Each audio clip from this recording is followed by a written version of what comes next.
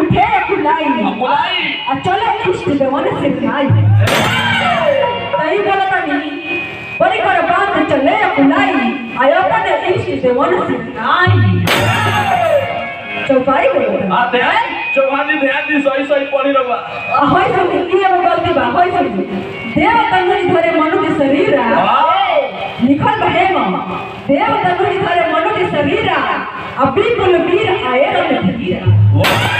तो ई बोलता नहीं छोटी छोटी सब भोर बना लगे आगे ई बोलता नहीं देव तंगुरी धरे मनुष्य शरीर आए वीर विपुल रण धीरा होय देखी उषा उड़ान व्यास लिखा था तो ई चली कि पहले व्यास लिख दो तब उड़ान लिखो तब उषा लिखाए का होला ना ना ना पहले लिखाई लो तो उषा उड़ान व्यास लिखाई चौहान जी ध्यान दी अरे बुद्धि और बुद्धि पर चढ़ गया हो देखी जब लक्ष्मण ने खिसियोई राम जी शांति करवा देनी भैया थोड़ा सा कृपा करिए सुनी भैया ऑपरेटर महोदय एकरा के आवाज बढ़ा दी आ इको जवन बा ओकरा के कम कर दी हम बात करत हनी उ साफ सुनाई के चाहिए वाह अलग से बोली देखी जब राम जी शांत करवाई तो होई सुनी जब भेगुस टूटे का समय न रहे अच्छा ठीक बताई जब बियाह करे के बाद तो सब नेक हो के तभी तो बियाह होई जी अभी पहले बियाह कर दी ओकरा बाद नेक होई ओकरा बाद तिलक चढ़ी जब धनुष टूटे का समय न रहेगा धनुष टूटे के ना आई कहता नहीं कि बाप रे बाप धनुष टूटते नहीं खे मैं टूट जाए पहला ही देखी चार में लगा एकरे बाद लगा जब के गोस्वामी तुलसीदास जी रामचरितमानस में लिखले बनी चौहानी हम जब चौपाई टोहा बोले वही को बोले के बाद जी आइंदा गलती हो गई बुझा तो बुझिए जाते जी आपको हाय हाय हाय रामचरितमानस में गोस्वामी तुलसीदास जी लिखले बनी कि विश्वामित्र समय शुभ जाई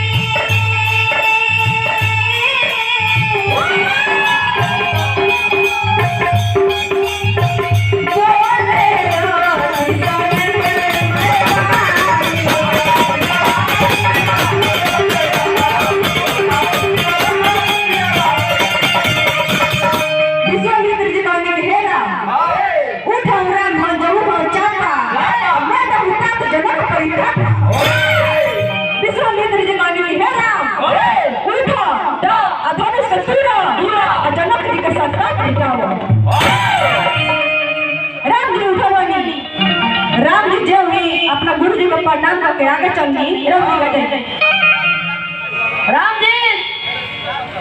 राम जी जो ही अपना गुरु जी को प्रणाम करके आगे बढ़नी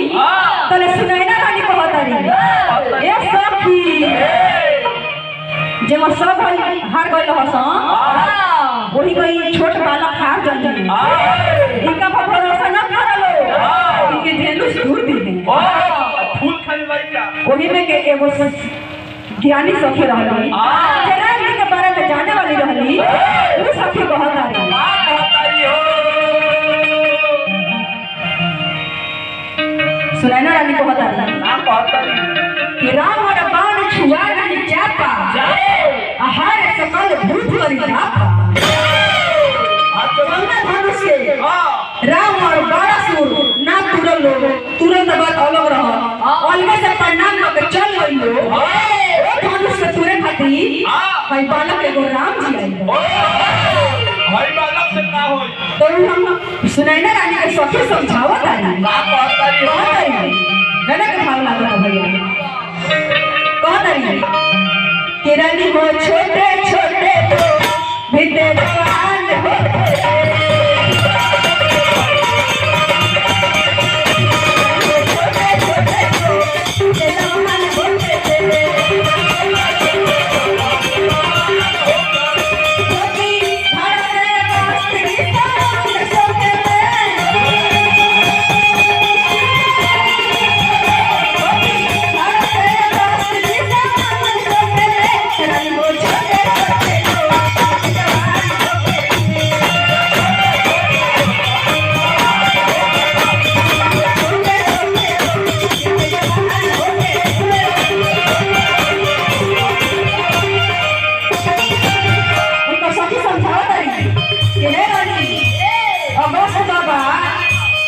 भाड़ा लेके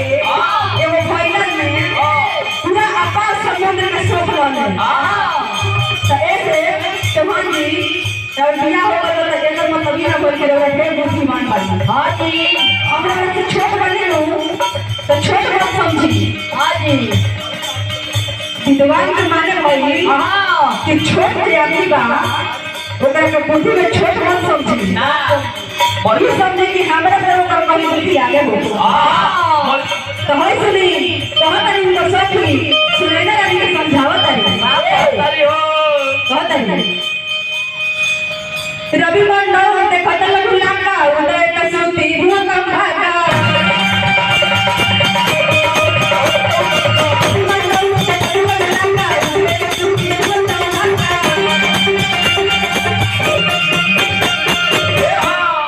रवि मंडल के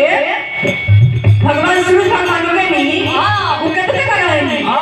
हमनी के लोग लगी कितने कबार नहीं ऐसे बराबर सूरज भगवान है हां बाकी ई सुने लो ए सूरज भगवान के उड़ते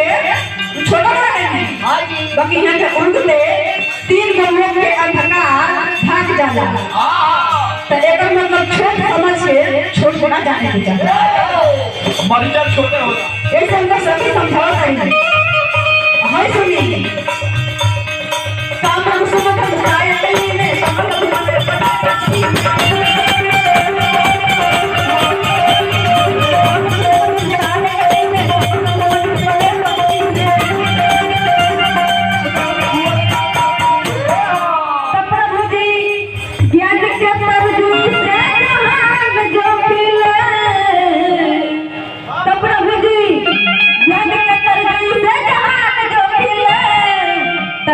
छोटे छोटे बीते जवान हो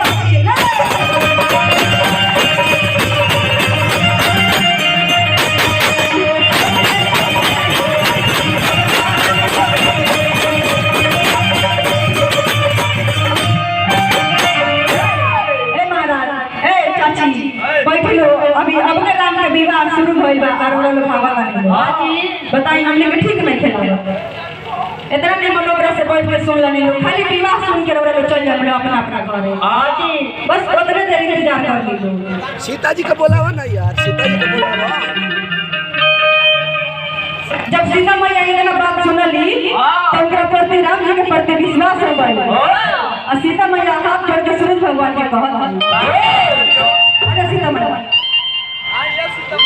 आ जाए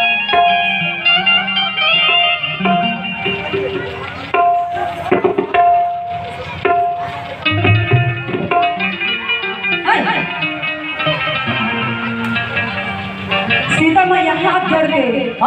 निहोरा करत कि हे गणेश गोसाई हे सूरज भगवान हे धनुषिया के ऐसा फूल के डंडी खाली बना दी कि राम जी तोड़ दे। जब राम जी धीरे धीरे आई तो सीता मैया के मन में विश्वास हो गई अपना गणेश गोसाई भोला बाबा के सूरज भगवान के गोहरावत है हे भगवान हम जौन कुछ भी पूजा करने वाली अगर ओकर फल दे वही के बाद तो ऐसा करी के धनुषिया के एकदम हल्का बना दी कि राम जी दूर दी आइए के संग हमार विवाह हो जाए। सीता मैया एबरा सूरज भगवान बोल नहीं था हे भेपर लाइन के सूरज भगवान मान लेवे के बाद हाथ जोड़ लेवे के बाद रोज रोज के भाई होगा 5-7 भाई उ गइल बलू। हां जी आ कहत है सीता मैया अरे उबाला सूरज है गाला गो पानी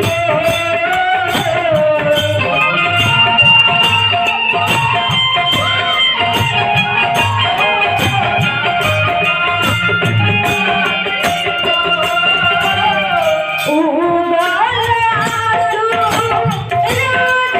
गाला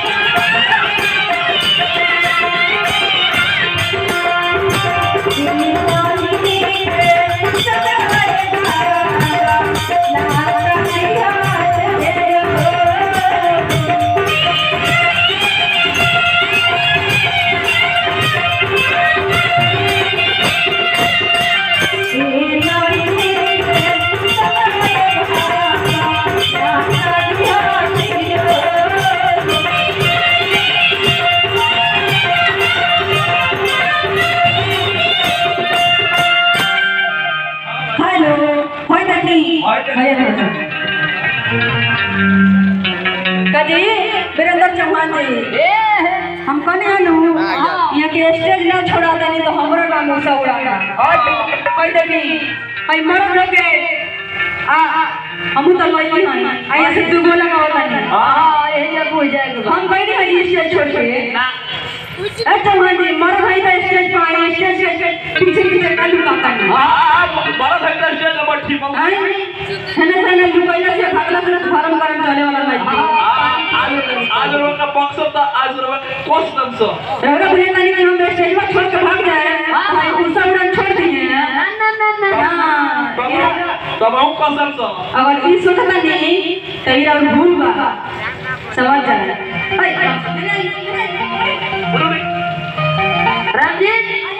राम जी कौन सा बॉल खेल जाकर पहुंच जाता राम जी गोड़ दुखा जाता गोड़ दुखा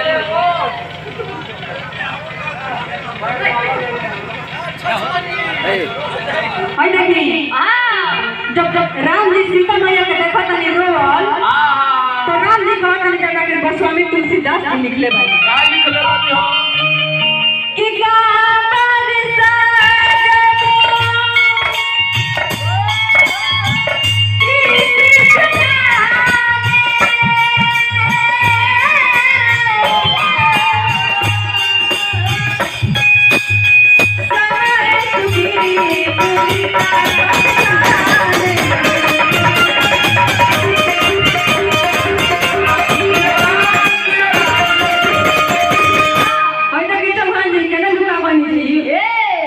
भागवती गाड़ी में सुतर बताइए ना चौपाई बोलो करनी है आप बोलो करनी तो आपका आजा ने कहा भाग गई जब राम जी सोचा नहीं कि का बरसा जब कृष्ण सुखाने और समय चुके पुण्य का पछताने जही मां चौहान जी हमरा के बोलली हां हां जी ई समय रहे हमरा बोले के और हम ना बोलती समय पर तो हम रोज पछताई वही में राम जी सुधरनी याद सीता मैया रोवा करी और अगर हम धनुषिया तोड़ दें इनका से विवाह करने में खुश हो जाएंगे हां जी तो राम जी सोचतनी कि अगर मनुष्य के मर गइला के बाद पानी पीऊ आदमी मर जाओ तो आदमी का मर गइला के बाद अमृत के तालाब में काम के बाद ही कैसे कोई काम कर नहीं थे वही ना हमरा से अगर तू बोला बराबरी चौहान जी ना बोली तो उन लोग के कौन काम के नहीं थी राम जी सोचतनी कि पूरा खेत के जौ मकई गेहूं धान सारा सूख जाओ और एकरा बाद बरखा बरसो तो लोग का कही जी कोनो काम के ना रही बताई ओइसे राम जी सोचतनी कि का बरसा जब कृषि सुखाने समय चुके पुण्य का पछताने समय बीत गई हम धनुष ना तोड़े तो पछतावा वाह तो राम जी चलनी धनुष तोड़े चलो कहीं धीरे धीरे आजा के धनुष को लगे खड़ा भइनी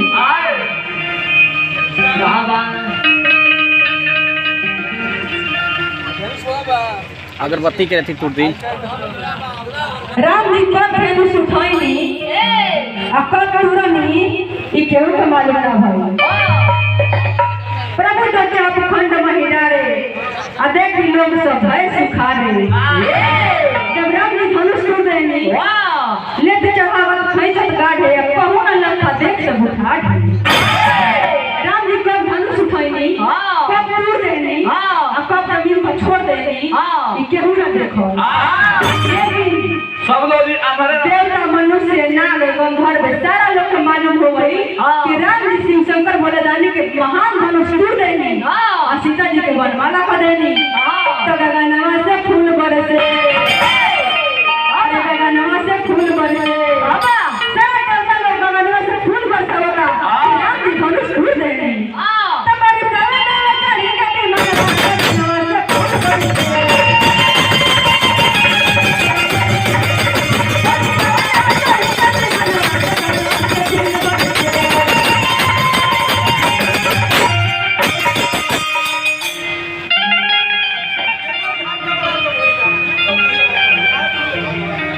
जब राम जी धनुष तोड़नी सीता जी के राम जी के माला पहने सभी लोग गीत गाते हैं कैसे कि पहिराव सीता जी अरे पहिराव सीता जी अपन स्वामी जी के माला सीता जी अपन स्वामी जी के माला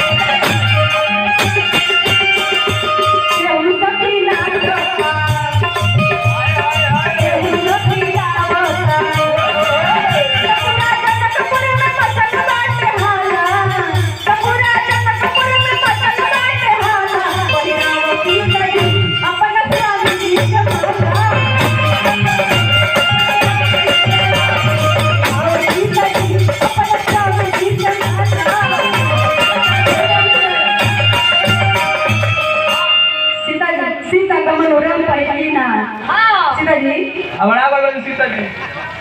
अरे अरे उनहु का बिया खाए खाए हो गइल बा